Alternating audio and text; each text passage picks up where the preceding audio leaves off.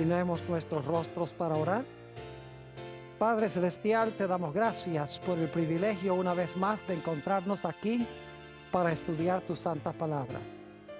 Pedimos, Señor, la compañía de tu Espíritu Santo.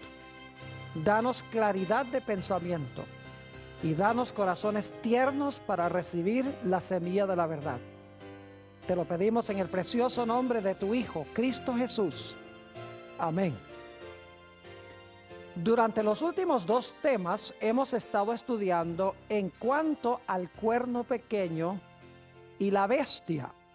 El cuerno pequeño se menciona en Daniel 7 y la bestia se menciona en Apocalipsis el capítulo 13. Ahora, en nuestro tema de hoy queremos estudiar sobre una segunda bestia que se encuentra en Apocalipsis el capítulo 13 y los versículos 11 al 18. Dicho sea de paso, quiero extenderle un saludo muy cordial, no solamente a los que nos acompañan aquí el día de hoy, sino a aquellas personas que nos están acompañando vía satélite, por televisión, en diferentes partes del mundo de habla hispana. Vamos a hacer en nuestros próximos dos temas, este y el siguiente, lo que hicimos con los dos temas anteriores. Ustedes recuerdan que cuando estudiamos sobre el cuerno pequeño y la bestia, el primer tema presentamos las características. Y luego el segundo tema, miramos a ver a quién en la historia le cuadraban esas características, es decir, con quién se cumplían esas características. Vamos a hacer lo mismo en el tema de hoy y nuestro siguiente tema. El de hoy vamos a analizar las características de esta segunda bestia. Y luego entonces vamos a mirar con qué poder se cumplen estas características en el curso de la historia. Básicamente tengo 12 características que quiero estudiar con ustedes que identifican a esta segunda bestia de Apocalipsis 13 y el versículo 11 hasta el versículo 18. Vamos en nuestras Biblias, Apocalipsis, el capítulo 13 y el versículo 11. Apocalipsis, el capítulo 13 y el versículo 11, para analizar nuestra primera característica. Y voy a leer todo el versículo y hay varias características en este solo versículo. Dice allí: después vi otra bestia que subía de la tierra y tenía dos cuernos semejantes a los de un cordero, pero hablaba como un dragón. La primera característica que quiero que notemos es que en el versículo 11 se nos dice: después vi otra bestia. Ahora la pregunta clave es: ¿después de qué? Tiene que ser después de lo que ocurrió en los versículos anteriores. Ahora note lo que dice Apocalipsis 13 y el versículo 10. Y esto lo estudiamos en nuestro último tema. Si alguno lleva en cautividad, va en cautividad. Si alguno mata a espada debe ser muerto. Aquí está la paciencia y la fe de los santos. Y luego dice: después vi otra bestia. Es decir, esta bestia de Apocalipsis 13:11 se levanta después que la bestia anterior recibió su herida mortal con la espada, después que el poder anterior fue llevado cautivo, porque nos dice el versículo 10 que esta primera bestia de Apocalipsis 13, 1 al 10, recibió una herida mortal que ya hemos visto ocurrió en el año 1798, cuando el general Berthier llevó cautivo al Papa Pío VI y terminó muriendo en Francia en el año 1799. Es decir, la primera característica es que esta bestia tiene que levantarse después que cae la primera bestia. Tiene que levantarse después del año 1798. Porque en 1798 cayó la primera bestia. Ahora, la segunda característica de esta bestia nos dice allí en Apocalipsis 13:11 que después se levantó otra bestia. Ahora, hemos estudiado anteriormente qué representa una bestia en las profecías. Por ejemplo, en Daniel 7 y el versículo 17, hablando de las 4 bestias de Daniel 7, el león, el oso, el leopardo y el dragón, dice, estas 4 bestias, 4 reyes o reinos son. Es decir, bestias representan reinos o representan naciones, lo cual significa que si en Apocalipsis 13:11 se menciona una bestia, esa bestia debe representar una ¿qué? Debe representar una nación o debe representar un imperio o un reino. Es decir, debemos buscar un reino o debemos buscar una nación que se levanta después que cae la primera bestia en 1798, porque dice, después vi otra bestia. Es decir, la bestia, esta se levanta después que cae la primera bestia. Ahora, notemos nuestra tercera característica. La encontramos en Apocalipsis 12 y los versículos 14 al 17. Apocalipsis, el capítulo 12 y los versículos 14 al 17. Y quiero que noten que hay una secuencia aquí. Hay una secuencia en 3 etapas que quiero que quede bien claro.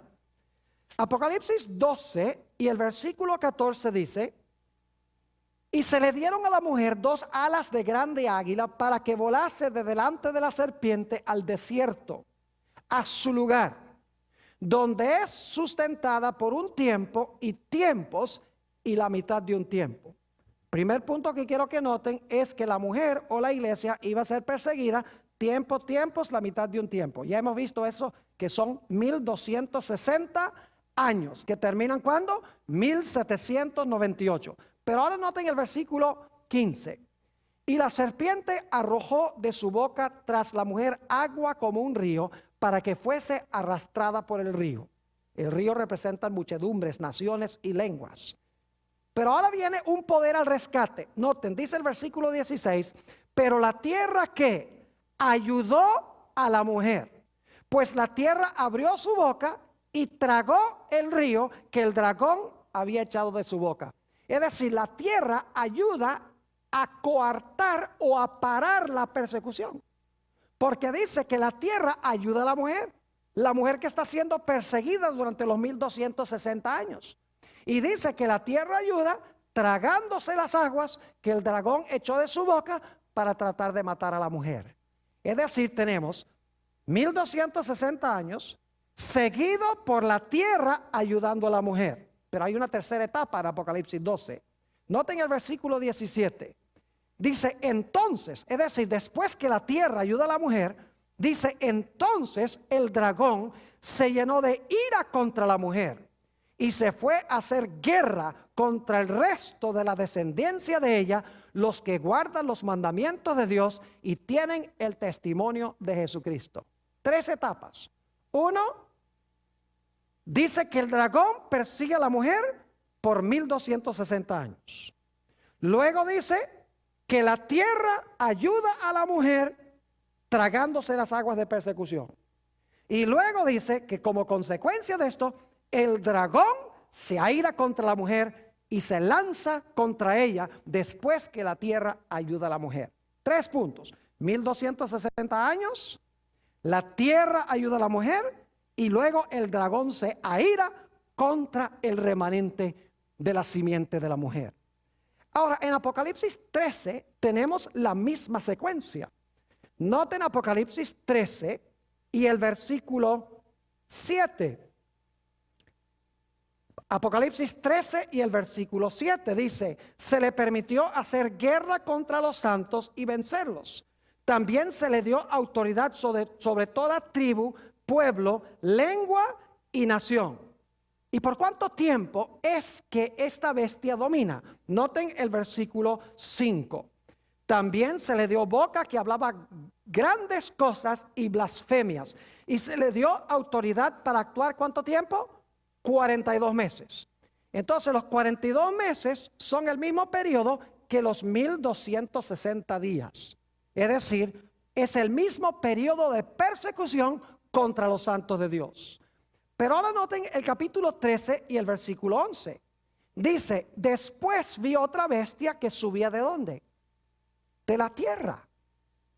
Y dice que esta bestia tenía dos cuernos, ¿como de qué? Como de cordero. El cordero, vamos a encontrar, representa a Jesús. Es decir, es un poder que tiene dos principios como los de Jesús. Esta bestia que se levanta de la tierra, pero termina finalmente hablando como un ¿qué? Como un dragón. ¿Ven la misma secuencia? 42 meses. Luego dice, se levanta una bestia de la tierra, como en Apocalipsis 12, la tierra ayudó a la mujer. Y luego dice, en Apocalipsis 12, 17, que el dragón se airó contra el remanente de la simiente de la mujer. Y aquí en Apocalipsis 13, 11, dice que el dragón abrió su boca en contra del pueblo de Dios. Es decir, habló esta bestia como un dragón. Es decir, que esta bestia tiene que levantarse, escuchen bien, tiene que levantarse después de los 1260 años de persecución de la mujer. Tanto Apocalipsis 12 como Apocalipsis 13 lo deja claro, con las tres etapas. 1260 años, la tierra ayuda a la mujer, el dragón se aira contra el remanente de la mujer. Apocalipsis 13, 42 meses, se levanta una bestia de la tierra. Y luego esa bestia que se levanta de la tierra, que al principio se porta como un cordero, dice que termina hablando como un ¿qué? Termina hablando como un dragón. Es decir, Apocalipsis 12 nos deja muy en claro que esta bestia tiene que levantarse después de los 1260 años y por un tiempo debe ayudar a la mujer. Solo termina después de un periodo de tiempo persiguiendo a la mujer. Vamos a la característica número 4. Otra vez leyendo Apocalipsis el capítulo 13 y el versículo 11, dice, después vi otra bestia que subía de la tierra. Ahora, necesito decirles algo sobre esa palabrita subía. En realidad esa palabra se usa en otros textos de la Biblia para describir el crecimiento silencioso y lento de una semilla. Note por ejemplo San Mateo el capítulo 13 y el versículo 7. Mateo el capítulo 13 y el versículo 7 se usa esta misma palabra para hablar del crecimiento de una planta. Dice, y parte cayó entre los espinos, es decir, la parábola del sembrador. Parte cayó entre espinos. Y los espinos, ¿qué hicieron? Crecieron y la ahogaron. Fíjese que la idea es la idea de una semilla que está brotando o que está retoñando de la tierra en el año 1798. Es decir, en esa fecha, este poder estaba recién brotando de la tierra, estaba recién subiendo de la tierra. No había alcanzado todavía el apogeo de su poder. Además de eso, es interesante notar que dice que tiene dos cuernos como de cordero. Ahora, ¿saben que en el idioma griego hay dos palabras principales que se traducen cordero o se traducen oveja? La palabra probatón es la palabra común para una oveja adulta crecida. Pero la palabra que se usa aquí no es la palabra probatón, que significa oveja crecida, adulta. La palabra que se usa aquí es arnion, que es el diminutivo. Es decir, se podría traducir corderito. Se podría traducir a cordero joven. En otras palabras, no es una oveja. Son dos cuernos de cordero, lo cual significa que en 1798 este poder está recién ¿qué? Está recién levantándose y está en su juventud. Es decir, el hecho que se usa la palabra subía como una planta silenciosamente de la tierra y el hecho de que se menciona que es un cordero, es decir, no es una oveja, no es un carnero completamente crecido, indica de que este poder, cuando se levanta en 1798, es un poder que joven, que no ha alcanzado todavía el apogeo de su poder. La característica número 5 la encontramos también en Apocalipsis 13 y el versículo 11. Volvamos allá yo les mencioné que hay varias características en Apocalipsis 13 que queremos analizar. Dice en el versículo 11, después vi otra bestia que subía, ¿de dónde? Subía de la tierra. Ahora, eso está interesante, subía de la tierra. Y ustedes dicen, ¿por qué es tan importante eso? Bueno, permítame preguntarles esto. ¿De dónde se levantaron las bestias de Daniel capítulo 7? Si ustedes leen Daniel 7, versículo 1 y 2, van a encontrar que estas bestias se levantaron ¿de dónde? Se levantaron del mar. ¿Y qué era lo que estaba combatiendo en el mar? Dice en Daniel 7, 1 y 2, que los vientos se combatían en el gran mar. Es decir, que estas naciones de Daniel 7 se levantaron en medio de guerras entre naciones. Porque las aguas representan multitudes, naciones, lenguas y pueblos. Los vientos representan guerras. Es decir, las cuatro bestias de Daniel 7 se levantan en medio de guerras y de batallas. Ahora es interesante notar que esta bestia de Apocalipsis, el capítulo 13, no se levanta del mar, se levanta de la tierra. No hay vientos. Obviamente no necesita conquistar a ninguna de las otras naciones. No pelea con las otras naciones. Ustedes saben que el oso peleó con el león y le quitó el poder. El leopardo peleó con el oso y le quitó el poder. El dragón peleó contra el leopardo y le quitó el poder. Pero aquí no dice nada de que esta bestia haya tenido que pelear contra un poder anterior para ascender al trono.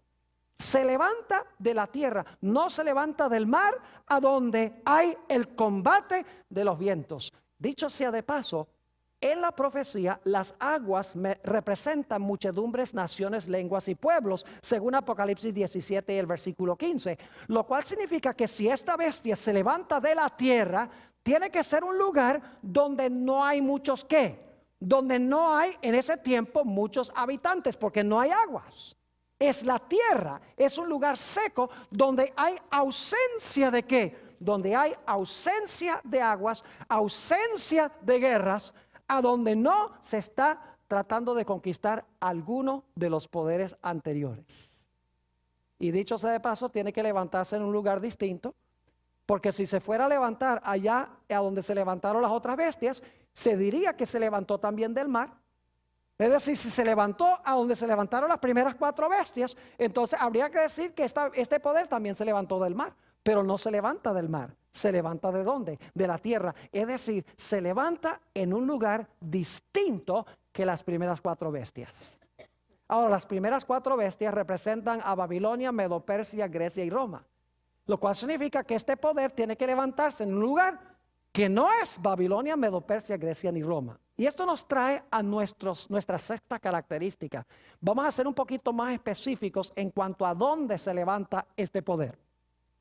Si ustedes miran un mapa, van a descubrir en el mapa que el león y el oso son poderes asiáticos. Es decir, el león y el oso están en el continente de Asia. Si siguen mirando el mapa, se van a dar cuenta que el leopardo y el dragón son poderes europeos. Es decir, la profecía se está moviendo de oriente hacia occidente, porque Asia queda bien al oriente. Luego, después de Asia, vienen los dos poderes de Europa, lo cual indica que probablemente esta bestia debemos buscar su cumplimiento ¿dónde? Más al oeste que Europa. Porque la profecía se está moviendo de Asia a Europa, y de Europa se está moviendo hacia el occidente. Ahora yo pregunto, ¿el continente americano está al occidente de Europa? ¿América está al occidente de Europa?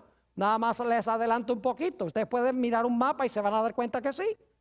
Es decir, la característica número 5 y número 6 nos deja muy en claro que esta bestia no se levanta a donde se levantaron las primeras bestias. Porque las primeras bestias se levantan del mar, esta se levanta de la tierra. Las primeras bestias se levantaron en Asia y en Europa. Esta bestia se levantó en otro lugar distinto. No puede ser Asia ni Europa. Y si nos movemos hacia el occidente, vamos a encontrar el continente ¿qué? El continente americano. Ahora vamos a nuestra siguiente característica, Apocalipsis 13, y vamos desmenuzando este versículo. Apocalipsis 13 nuevamente y el versículo 11. Dice después de 1798, vi otra bestia. Una bestia representa una nación, es decir, tiene que ser una nación, que subía. Quiere decir que estaba recién retoñando cuando se levantó. ¿Se levantó de dónde? De la tierra, es decir, no se está levantando en Asia ni en Europa, se está levantando en un lugar diferente. Y luego dice, y tenía 2 cuernos semejantes a los de un ¿qué? 2 cuernos semejantes a los de un cordero. Esta es nuestra séptima característica. 2 cuernos semejantes a los de un cordero. Ahora vamos a dedicar un poquito más de tiempo a esta característica porque es supremamente importante. En el libro de Apocalipsis se usa la palabra cordero 29 veces. Y en cada una de esas ocasiones, la palabra cordero se le aplica a Cristo Jesús. Es decir, no hay ni una excepción, posiblemente esta, pero les voy a mostrar que esta no es la excepción. En todos los casos, el cordero en Apocalipsis es un símbolo o una representación de Jesús. Es decir, que aquí, cuando dice que tiene 2 cuernos como de cordero, significa que tiene 2 cuernos como de Jesús. Y ustedes dicen, ¿qué es eso de 2 cuernos como de Jesús? Permítame explicar lo que quiero decir. En las profecías, cuando ustedes encuentran cuernos, eso significa reinos. Les doy un ejemplo. Daniel el capítulo 8. Habla de un carnero, que es una oveja, es decir, es un cordero macho. Y dice allí que este carnero tenía 2 cuernos. Y luego explica en Daniel 8 y el versículo 20 que los 2 cuernos del carnero representaban a los medos y los persas. Es decir, que los 2 cuernos representaban 2 reinos divididos, pero unidos en una sola bestia. 2 reinos distintos, pero unidos en la misma bestia. Es decir, en las profecías, cuernos significan reinos. Y ustedes dicen, pero Pastor Bor, ¿cómo es que esta bestia tiene 2 cuernos como de cordero? ¿En qué sentido quiere decir esto que este poder se compone de 2 reinos? Ahora, escuchen bien. Se nos dice aquí que los cuernos eran como de cordero. ¿Y el cordero representa a quién? Representa al Señor Jesús. Y entonces tenemos que hacer la pregunta, ¿qué 2 reinos reconoció Jesús? ¿Es una pregunta válida? ¿Cuáles 2 reinos reconoció Jesús? Sí, porque los cuernos representan ¿qué? Reinos. Pero son cuernos como de ¿qué? De cordero. ¿Y el cordero representa a quién? A Jesús. Es decir, tenemos que buscar 2 reinos que reconoció ¿quién? Jesús, que se encuentran en esta bestia o en este reino. Inmediatamente nos preguntamos, ¿qué 2 reinos reconoció Jesús? Y fíjense que los 2 cuernos están separados, están en una sola bestia, pero están separados en la cabeza. Son 2 cuernos independientes uno del otro. Noten lo que dice Mateo, el capítulo 22. San Mateo 22 y el versículo 21. San Mateo, el capítulo 22 y el versículo 21. Quiero que noten los 2 reinos que reconoció Jesús. Y vamos a empezar leyendo en el versículo, para el contexto, en el versículo 17. Vienen unos a Jesús y le muestran una moneda. Le dicen, ¿debemos pagarle tributo a César, sí o no? Dice en el versículo 17, dinos pues, ¿qué te parece? ¿Es lícito dar tributo a César o no? César era el poder civil, ¿verdad que sí? Pero Jesús, conociendo la malicia de ellos, les dijo, ¿por qué me tentáis, hipócritas? Mostradme la moneda del tributo. Y ellos le presentaron un denario. Entonces les dijo, ¿de quién es esta imagen y la inscripción? Es decir, ¿de quién es esta cara y la inscripción que está encima de la cara. Le dijeron de César y les dijo, dad pues a César lo que es de César y a Dios lo que es de ¿qué? Lo que es de Dios. ¿Qué dos reinos reconoció Jesús? Jesús reconoció en primer lugar el reino civil representado por César, y por el otro lado reconoció que Dios también tiene un ¿qué? Tiene un reino. Pero los dos reinos deben estar ¿qué? Separados uno del otro. Dicho sea de paso, en San Juan 18 y el versículo 36, el Señor Jesucristo dijo esto: mi reino no es de ¿qué? No es de este mundo. Es decir, el Señor Jesucristo está diciendo, yo tengo un reino y el mundo tiene un reino. Pero el reino mío está separado del reino de este mundo. Son dos reinos de los cuales habló Jesús. Y los dos cuernos son como de cordero. Es decir, el cordero representa a Jesús, los cuernos representan reinos. Y Jesús reconoció estos dos reinos. Es decir, que esta bestia tiene que reconocer de que hay ¿cuántos reinos? Dos reinos. Uno que le pertenece a Dios y uno que le pertenece al poder civil. Y que estos dos reinos deben ir ¿qué? Deben ir separados el uno del otro, aunque existen estos dos principios en la misma nación. Dicho sea de paso, hay otros textos interesantes. Por ejemplo, en San Lucas 9:54 se nos dice que había unas ciudades que no querían reconocer al Señor Jesús. Y el apóstol San Pedro le dijo a Jesús, ¿tú no crees que sería bueno que llamemos fuego del cielo para quemar todas esas ciudades que no te aceptan? Y Jesús le dijo, ustedes no saben de qué espíritu son. Mi reino no funciona así. Yo vine a salvar, no vine a destruir. Es decir, Jesús reconoció que había dos reinos. Al final del ministerio de Jesús, en el huerto del Getsemaní, encontramos que San Pedro saca la espada y le corta la cabeza al siervo del sumo sacerdote, porque quiere defender la causa de Jesús. Y Jesús le dice a Pedro, guarda esa espada. Mi reino no funciona así. Si yo quisiera tomar el reino de este mundo, yo podría llamar un montón de ángeles y los ángeles vendrían a pelear. Y además de eso, yo los mandaría a pelear también. Pero dice, no, esa no es la forma como funciona mi reino. No es con la espada, es con la espada del Espíritu, que es la palabra de Dios. Es decir, Jesús reconoció la existencia de dos reinos separados uno del otro en esta nación representada por esta bestia que tiene dos cuernos como los de un cordero. Pero ustedes notan que nos dice que esta bestia que tiene dos cuernos como de cordero, es decir, la idea de dos reinos, y como el cordero representa a Jesús, dos reinos que reconoció Jesús, dice que va a terminar hablando como un ¿qué? Como un dragón. Qué comportamiento tan extraño, ¿verdad que sí? Dice que tiene dos cuernos que representan los dos reinos separados que reconoció Jesús. Pero debe ser que en algún momento va a rechazar esa idea y en vez de comportarse como un cordero, va a terminar hablando como un ¿qué? Como un dragón. Ahora yo pregunto, ¿qué representa el dragón?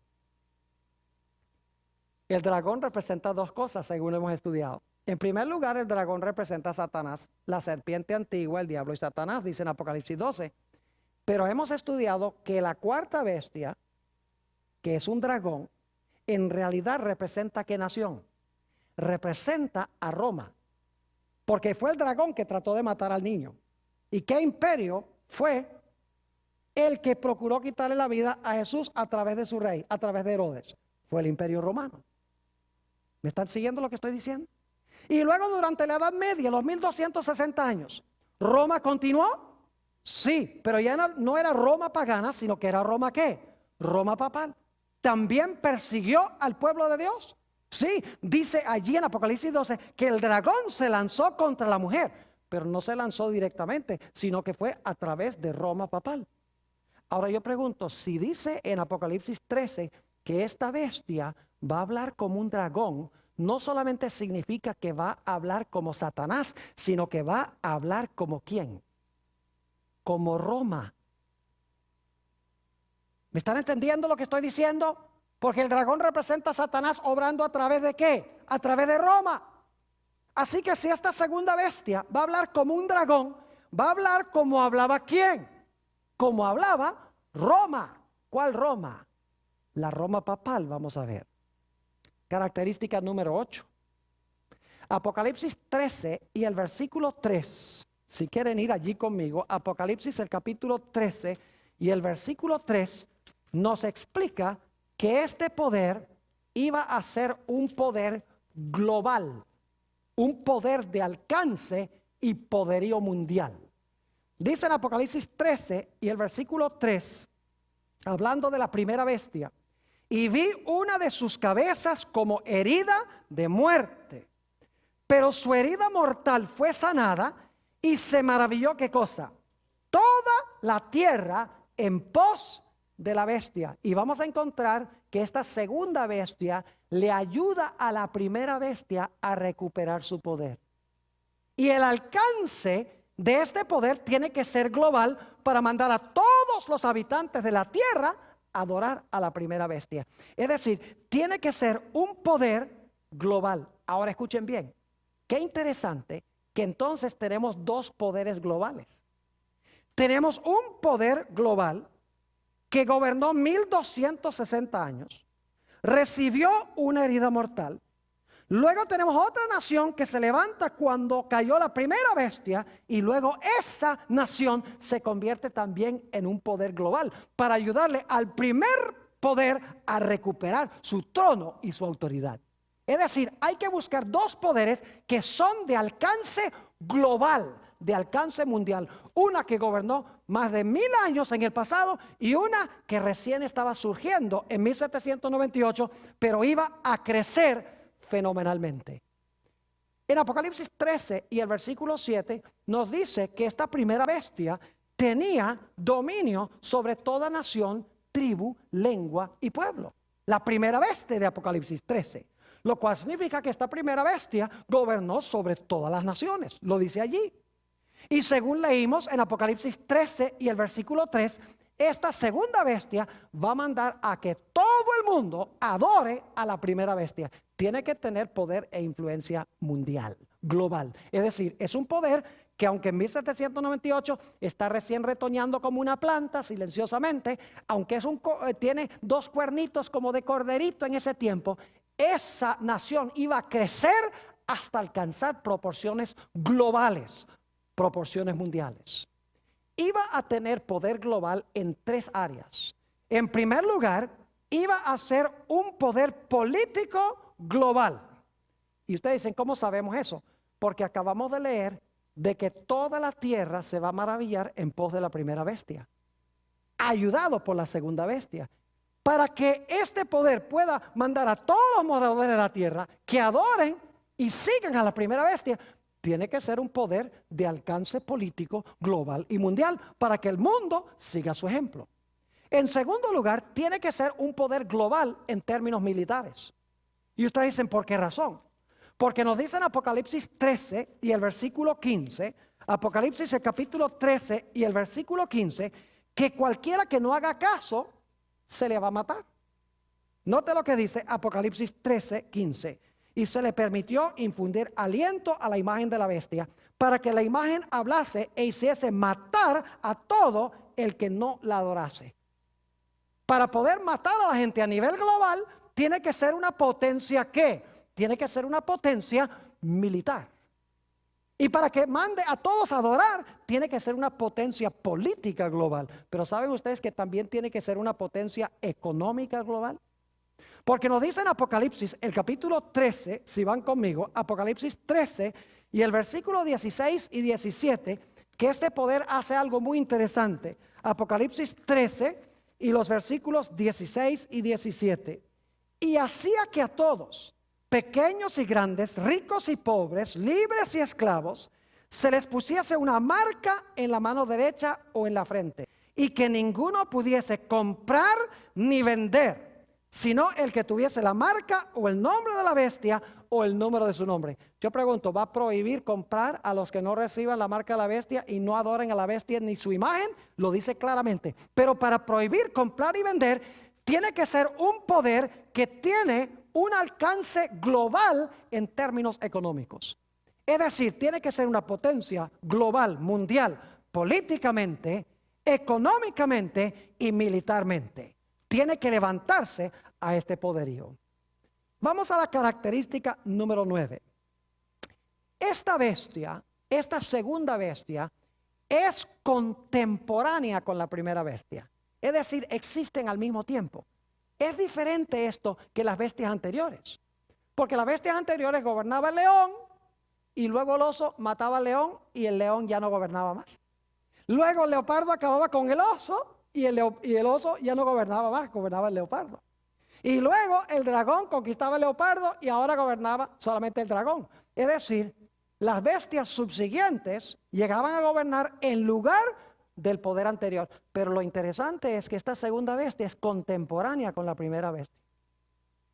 Y lo más interesante, no solamente es contemporánea, sino que se va a amistar con la primera bestia y va a usar su influencia militar, económica y política para devolverle a esa primera bestia el trono y su potestad que perdió en el año 1798. Es decir, debemos buscar dos poderes contemporáneos. Y uno que se está aliando con el primer poder, con el papado que ya hemos interpretado, ¿verdad? Una nación que se está más y más acercando a Roma papal y que finalmente con su influencia le va a devolver, ¿qué cosa? Le va a devolver el poder. Es más, ¿saben ustedes que Apocalipsis 13 nos deja muy en claro que esta segunda bestia en realidad todo lo que hace es para impresionar a la primera bestia?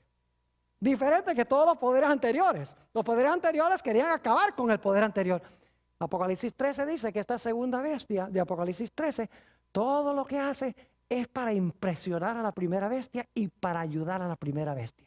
La primera bestia gobernó 1260 años y cayó. La segunda bestia en 1798 se estaba levantando. Y luego iba a ayudar a la primera bestia a recuperar su poder.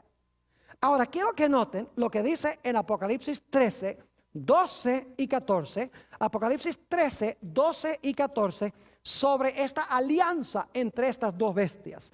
Dice en el versículo 12 de Apocalipsis 13: y ejerce toda la autoridad de la primera bestia. Y luego ¿qué dice? En presencia de ella. Y hace que la tierra y los moradores de ella adoren a la primera bestia cuya herida mortal fue sanada. Fíjese que lo que hace, lo hace en presencia de ¿quién? En presencia de la primera bestia. Noten también lo que dice el versículo 14. Dice, y engaña a los moradores de la tierra con las señales que le ha sido permitido hacer. Nuevamente dice que en presencia de la bestia. Ahora, ¿saben? Una mejor traducción de esa expresión en presencia de la bestia sería a favor de la bestia. La nueva versión internacional, que es la más popular hoy en día en inglés por lo menos, y también existe en español, dice que la segunda bestia hace todo a favor de la primera bestia. Es decir, debemos buscar dos poderes, uno que gobernó 1000 años en el pasado, uno que se levantó en 1798, que ahora alcanzó proporciones globales, poderes que se van a aliar. Y la segunda nación va a ayudar a la primera nación a recuperar su trono y su poder. Característica número 10. Apocalipsis 13, 14 nos dice claramente que esta segunda bestia va a mandar a hacer una imagen de la primera bestia. Note lo que dice nuevamente Apocalipsis el capítulo 13 y vamos a leer el versículo 14, Apocalipsis 13, 14. Dice, y engaña a los moradores de la tierra con las señales que se le ha permitido hacer en presencia de la bestia, mandando a los moradores de la tierra que hagan ¿qué cosa? La imagen a la bestia que tiene la herida de espada y vivió. Es decir, esta nación va a mandar a hacer una imagen de la primera bestia, del poder papal. La bestia que se menciona en Apocalipsis 13 y el versículo 1 al 10. Ahora yo quiero preguntarles, ¿qué es una imagen? Una imagen es un reflejo. Una imagen es una copia. ¿No es así? Entonces esta segunda nación, en algún sentido, va a mandar a hacer una copia ¿de qué? De la primera bestia. Así que si sabemos cómo se comportó la primera bestia, vamos a saber cómo se va a comportar la segunda bestia. Porque la segunda bestia va a ser una imagen de la primera bestia. Ahora la pregunta clave es, ¿qué fue lo que caracterizó a la primera bestia? Para que podamos saber entonces cómo se va a hacer una imagen o un reflejo de esa bestia. Bueno, hemos estudiado esto. La primera bestia unió la iglesia con el Estado, ¿sí o no? ¿Mezcló los dos poderes? Y claro que sí. Yo pregunto entonces, ¿esta segunda bestia será que los dos cuernos, en vez de tenerlos separados, los va a entremezclar y va a hablar como un dragón? No cabe duda alguna. Yo pregunto, ¿la primera bestia procuró cambiar los tiempos de Dios, el calendario profético de Dios, el orden de los eventos, cómo se iban a cumplir en la historia? Claro que sí. Es un poder que dijo, no, todo eso se cumplió ahí atrás. O no, todo eso se va a cumplir ¿cuándo? Todo eso se va a cumplir en el futuro. Es decir, cambió el calendario profético de Dios. Yo pregunto entonces, ¿será que esta segunda bestia, cuando haga una imagen de la primera bestia, también va a enseñar un falso panorama profético? Claro que sí. La primera bestia pensó que podía cambiar ¿qué cosa? La ley de Dios. Específicamente, ¿cuál mandamiento? El mandamiento del sábado, como hemos estudiado. Yo pregunto entonces, esta segunda bestia, como hace una imagen de la primera bestia, ¿será que también va a enseñar a todos de que deben guardar el día que estableció la primera bestia? Claro que sí. Yo pregunto, ¿la primera bestia fue una bestia perseguidora contra el pueblo de Dios? ¿Cómo no? Yo pregunto, esta segunda bestia, si hace una imagen de la primera bestia, ¿va a ser un poder perseguidor contra el pueblo de Dios? ¿Sí o no? Claro que sí. Es decir, debemos buscar un poder que se va a comportar como la primera bestia. Va a ser una imagen de la primera bestia en términos de que va a unir la iglesia con el Estado, en términos de que va a procurar presentar un falso panorama profético, en términos de que va a pensar cambiar el día de reposo de Dios, y en cuarto lugar, que va a usar el poder del Estado para perseguir al pueblo de Dios, porque va a ser una imagen de la primera bestia. Y una imagen es una ¿qué? Una imagen es una copia o es una representación del primer poder. Vamos a la característica número 11. Característica número 11. Apocalipsis 13 y el versículo 16 y 17. Apocalipsis 13 y los versículos 16 y 17. Dice, y hacía que a todos, pequeños y grandes, ricos y pobres, libres y esclavos, se les pusiese, ahora escuchen bien, una marca en la mano derecha o en la frente. Y que ninguno pudiese comprar ni vender, sino el que tuviese la marca o el nombre de la bestia o el número de su nombre. Es decir, este poder o esta nación iba a mandar a todos a recibir la marca ¿de quién? La marca de la bestia. Ahora, no hemos estudiado específicamente la marca de la bestia todavía. Eso lo vamos a estudiar en uno de nuestros temas futuros. Pero sí nos hemos dado cuenta en los dos temas anteriores que estudiamos de que la Iglesia Católica profesa que su señal de autoridad, su marca de autoridad es que ha podido, según ellos, cambiar el día de reposo del sábado ¿al qué? Al domingo. Esto lo vamos a estudiar más adelante, cómo esta nación en realidad se va a unir con esa primera bestia y va a implementar la marca de autoridad de la primera bestia. Ahora, no vamos a decir más sobre la característica 11 por ahora, porque lo vamos a estudiar un poco más adelante. Nuestra última característica, y luego las voy a repasar todas, porque probablemente ya perdieron el conteo, pero la característica número 12 la encontramos en Apocalipsis 16 y el versículo 13. Apocalipsis, el capítulo 16 y el versículo 13. A esta segunda bestia se le da un nombre muy interesante. Fíjense que en Apocalipsis 12 y 13 tenemos en realidad tres bestias. Tenemos en Apocalipsis 12 el dragón. Apocalipsis 13, 1 al 10, la bestia. Y Apocalipsis 13, 11 al 18, la segunda bestia que se levanta de la tierra. Dragón, bestia y la segunda bestia. Ahora, noten los nombres que se le dan a estos poderes en Apocalipsis 16 y el versículo 13. Y vi salir de la boca del dragón. Ese es Apocalipsis 12. Y de la boca de la bestia. Apocalipsis 13, 1 al 10. ¿Y de la boca de quién? Oh, ¿cómo se le llama a la segunda bestia? Oh, se le llama falso profeta. 3 espíritus inmundos a manera de ranas. ¿Con qué nombre se le denomina a esta segunda bestia? Se le llama el ¿qué? El falso profeta. Ahora yo quiero preguntar, si ustedes quieren saber qué caracteriza a un falso profeta, ¿qué tienen que saber primero?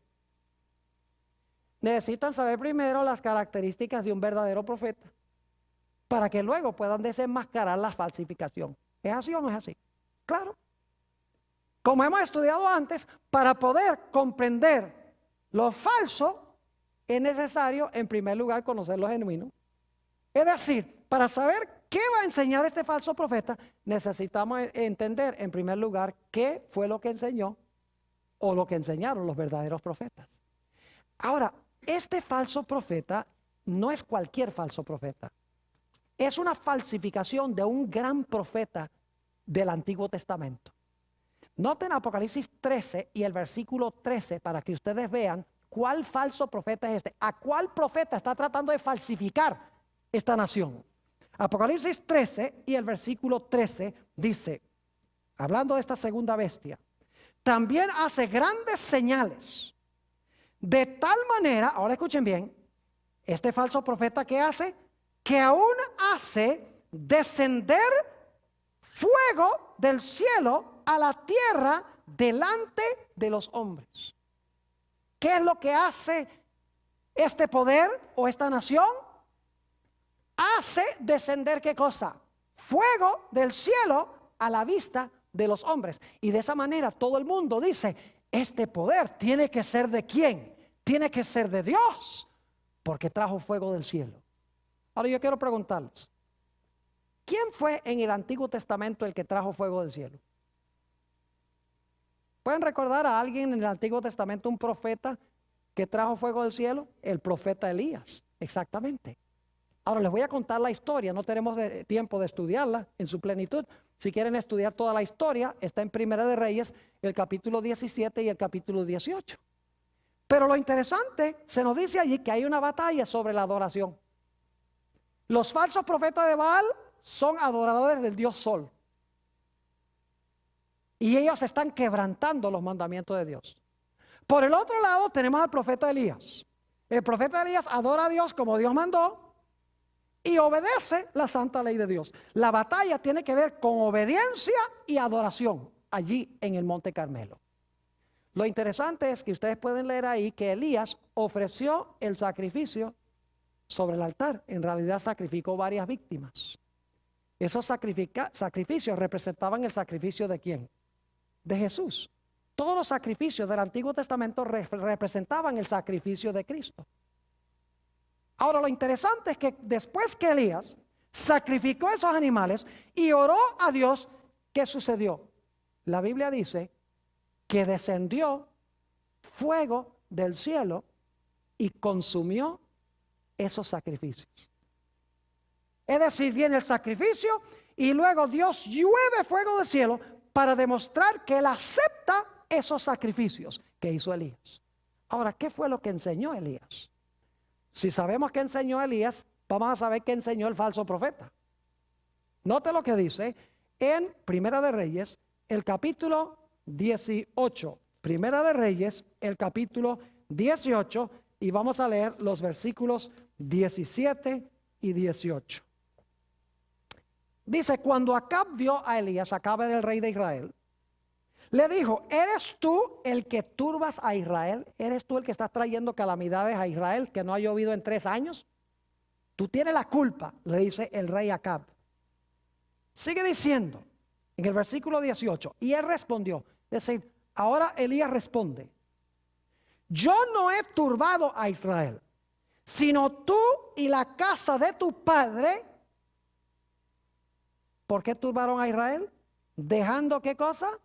Los mandamientos de Jehová y siguiendo a los Baales. Siguiendo a los Baales significa que estaban adorando a los Baales y estaban pisoteando los mandamientos de Dios. Ahora yo pregunto, si los falsos profetas estaban quebrantando los mandamientos de Dios y estaban practicando falsa adoración a Baal, el dios Sol, entonces, ¿qué es lo que estaba enseñando el verdadero profeta de Dios? Lo contrario. Estaba enseñando de que se debe adorar solo al Creador. ¿Y cuál es la señal del Creador? El sábado. Y que se deben guardar, ¿qué cosa? Y que se deben guardar los mandamientos de Dios. Es decir, el falso profeta en Apocalipsis el capítulo 13, en realidad es un falso profeta Elías. Es una falsificación del profeta Elías. Manda a pisotear los mandamientos de Dios y a practicar falsa adoración. Y se hace pasar por el verdadero Elías. Ahora hay una diferencia entre el Elías del Antiguo Testamento y el Elías final. En los días de Elías, los falsos profetas no pudieron traer fuego del cielo, aunque lo intentaron. Apocalipsis 13 dice que el engaño será mucho más grande. Porque dice que allí el falso profeta sí podrá traer fuego del cielo a la vista de los hombres. Y entonces se tendrá que decidir cuál de estos dos poderes es el verdadero. El verdadero profeta de Dios que trae fuego del cielo o el falso profeta que trae fuego del cielo. Los dos están trayendo fuego del cielo. ¿Quién tendrá la razón? Hay dos formas de saberlo. Número uno, tienen que buscar al Elías. Elías representa un movimiento, una iglesia, al Elías que proclama el mismo mensaje que proclamó el Elías del Antiguo Testamento. Adorar al Creador y guardar los mandamientos de Dios, todos. Y si tienen a otros que dicen que no hay que guardar todos los mandamientos y se puede adorar en un día que no es el que estableció Dios para la adoración, inmediatamente podemos saber que ese es ¿qué cosa? Ese es el falso profeta Elías. Por más que traiga fuego del cielo a la tierra, delante de los hombres. ¿Están entendiendo lo que estoy diciendo? Ahora, antes de terminar, necesito compartir otra cosa muy interesante con ustedes. El Señor Jesucristo nos dice en los evangelios, murió en la cruz del Calvario. Eso fue representado por los sacrificios que hizo Elías. Ahora, cuando el Señor Jesucristo murió, resucitó, ascendió al cielo, ¿qué señal dio Dios de que él había aceptado el sacrificio de Jesús? ¿Qué señal le dio en la tierra a sus seguidores de que él había aceptado el sacrificio de Jesús? Dice la Biblia que en el día del Pentecostés descendió sobre la iglesia, ¿qué cosa? El Espíritu Santo. ¿Y en qué forma descendió el Espíritu Santo? Dice que descendieron del cielo como grandes lenguas ¿de qué? De fuego. Y esta es la indicación de Dios de que yo he aceptado el sacrificio y este es mi pueblo. ¿Y saben lo que es interesante? Como resultado de Dios aceptar el sacrificio de Jesús y de enviar lenguas de fuego del cielo, los discípulos empezaron a hablar en lenguas y tuvieron el don de sanidades. Porque Pedro y Juan enseguida estaban sanando a un paralítico en el templo. Es decir, Cristo es sacrificado, cae fuego del cielo, el don de lenguas verdadero y el don de sanidades. ¿Será posible que el falso profeta va a profesar aceptar el sacrificio de Jesús? Y va a traer fuego del cielo ante la vista de los hombres para que la gente piense, esto es el poder del Espíritu Santo. Y que hable en lenguas y que sane enfermos, pero no es de Dios, sino del diablo. Eso es lo que apunta el libro de Apocalipsis. Que el falso profeta lo que va a hacer es traer un falso reavivamiento del Espíritu Santo, aún al punto de hacer descender fuego del cielo. Va a haber un reavivamiento religioso grandísimo en esta nación. pero va a ser falso. Porque las señales no demuestran que es de Dios. Lo que demuestra que es de Dios es que el pueblo enseña los mandamientos de Dios. Enseña a practicar la verdadera adoración. Y saben, hay una forma muy fácil de saber si estamos en el lado de Dios o no en los últimos días. Si estamos entre los que persiguen, estamos en el lado del diablo. Si estamos entre los perseguidos, estamos de parte de Dios. Vamos a repasar nuestras características que hemos estudiado. Número 1, es una bestia, que significa que tiene que ser una nación.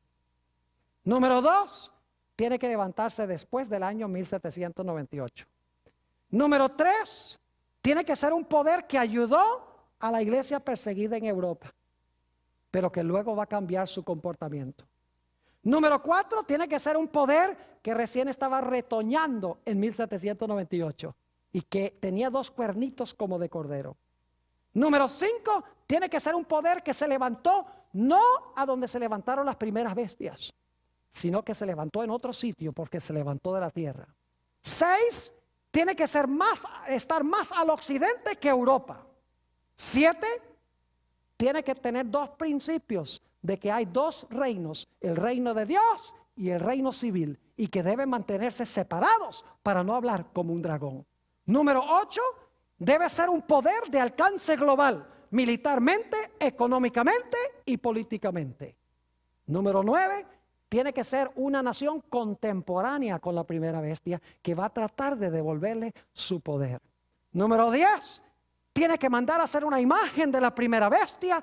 Número 11, tiene que imponer la marca de la bestia. Y número 12, va a ser un falso Elías.